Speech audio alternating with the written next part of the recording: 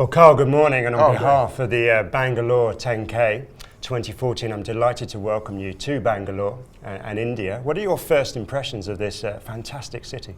Well, I've not been here before. I've been to India, but not here before. It is pretty amazing, and so it's just exciting. I love India, love the country. I know a lot of people from here, so I'm looking forward to a great race Sunday. Just going back to your own personal career, we're obviously delighted to have you here as the ambassador for the race. 9 Olympic gold medals, 8 World Championship gold medals.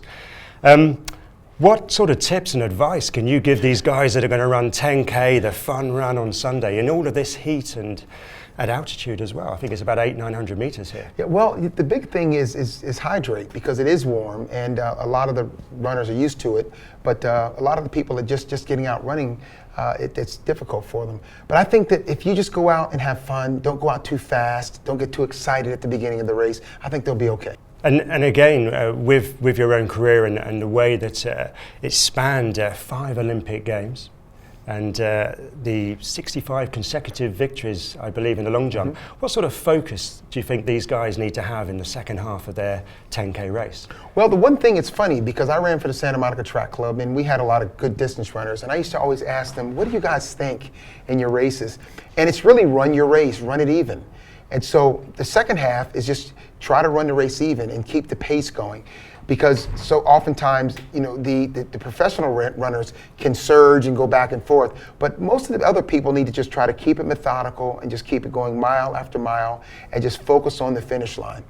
I loved hearing you talk earlier on this morning when you mentioned about actually really pushing hard in the final stages. Everybody can find something, can't they? Everyone has a sprint finish of some kind. Oh, absolutely. And the greatest thing I say is that you find someone in front and focus on them, because if you have 200 meters or 300 meters to go, in a race like this, there's always going to be someone in front of you. So therefore, focus on someone and say, let me pick that one off. And then when you get there, then pick that one off. Make sure it isn't too early, because you don't want to die right at the end. and if we're right, you looked so graceful when you ran on the track. You were an absolute master of technique. 10K is a long way, but have you got any technical tips you could give the runners for Sunday about maybe their own technique and how to run? Well, you know what's interesting? That's a good question. I mean, Alberto Salazar and I had this discussion. Coach Tellez, my coach, told Alberto, you know what? Distance runners run just like sprinters, but slower. Yes. So at the end of the way, you can learn from sprinters. Watch the way they sprint and just run the same way, but just run slower. So it's the same thing. Fantastic. Now, if we look at the actual race itself and Bangalore as a city, the kind of carnival spirit that India and Bangalore bring to the race, what do you think in terms of your own progression over the years? How do you think Bangalore can grow and running can grow in India? Well, one of the things, it already is, and it seems like it's booming here, and to have a race this big in a city like this is tremendous. But this is a city for technology, and so that's a way, and you're going to see, I think, why Bangalore can really grow fast, because people, whether it's through social media or the technology that's going on here, that's going to send it around quickly. But the big thing is that you have to understand that running is a social event.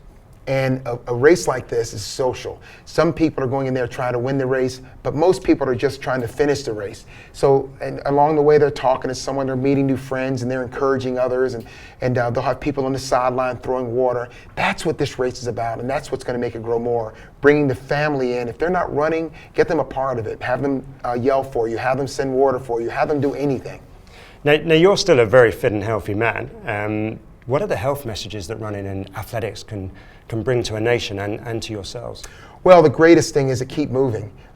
Years ago, I heard someone say, if you don't have a reason to get up, you will not. So if it's just a slow run every single day or 3 times a week, then that inspires you to get up and keep going.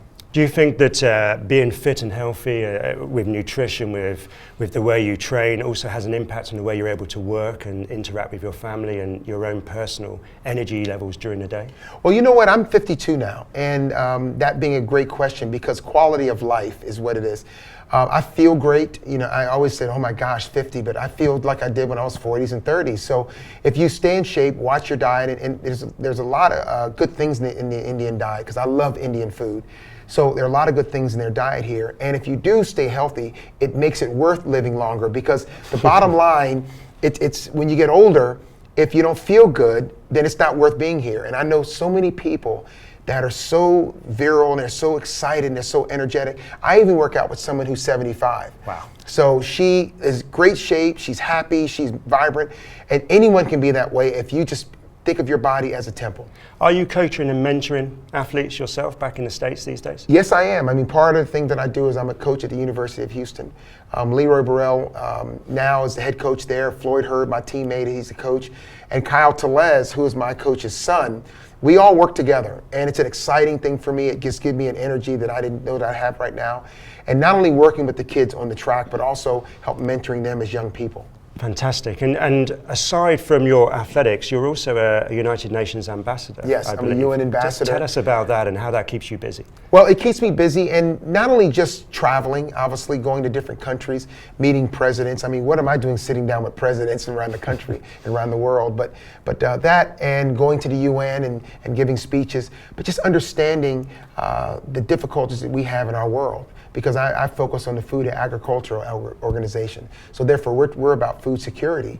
And there are 1 billion people that go to bed hungry every day. So how can we eradicate that? So it gets me outside of myself, between that and the other charity work and the other business things that I do and my relationships like Nike and other places. It just keeps me extremely busy. I can tell. Very, very busy, but full of energy. What would you like the United Nations role to lead to maybe over the next year or two for the organization and for yourself? Well, the biggest thing I think is getting everyone to understand that the United States wastes enough food every day to feed the rest of the world. I mean, that's a big, big issue. So when you go to throw out the food or not care about it, we need to cut back on our portions so that we can share with the world. But that's not just talking about Africa or some of the developing countries. People go to bed hungry in every country in the world, and understand that you can help in your own community. I'd like to bring it back just to athletics if I could at this point. As a young man who stayed up all night watching you in 1984 at the LA Olympics and then followed your career avidly throughout, what for you, if you could narrow it down, would be the greatest moment of your career, do you think? You know, it's really hard. Everyone has a story. And I have to say that the last medal, because that was at 35 years old, and I never even thought I would be in the Olympics at 35 years old.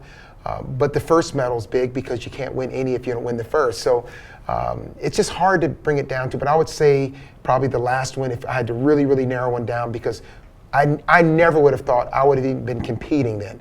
And to think that I could do it in my home country again and finish out my career in Atlanta was amazing.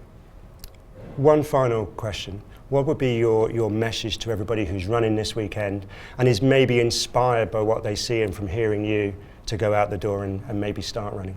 Well, one thing is this is an exciting time.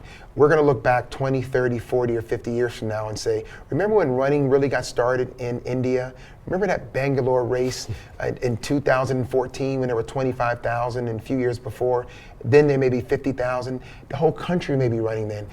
You're going to be a part of it. You'll be a part of the running revolution that happened in the United States in the 70s. And it's a great thing that's gone all over our country. It's happening now here. Carl, it's been a pleasure to meet you. Thank you for coming to Bangalore. And we look forward to you being an absolute inspiration for everybody this weekend. Absolutely. Thank you. Thank you.